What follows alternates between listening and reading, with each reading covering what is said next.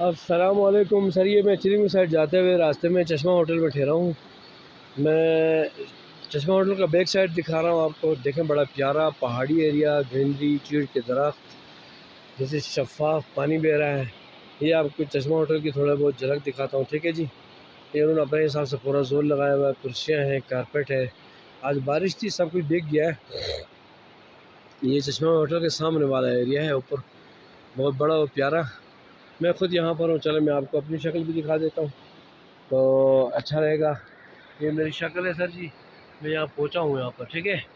तो मेरा प्रोग्राम है कि अभी इंशाल्लाह चिल्म निकलता हूँ। चिल्म के बाद जाके ना मेरे बैक साइड में आपको नज़र आ रहा है, स्कर्दू के लिए गाड़ी पकड़ने की कोशिश करता हूँ, ठीक है। थैंक यू जी।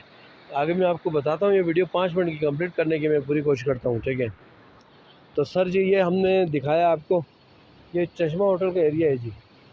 तो चश्मा होटल का एरिया है बड़ा प्यारा।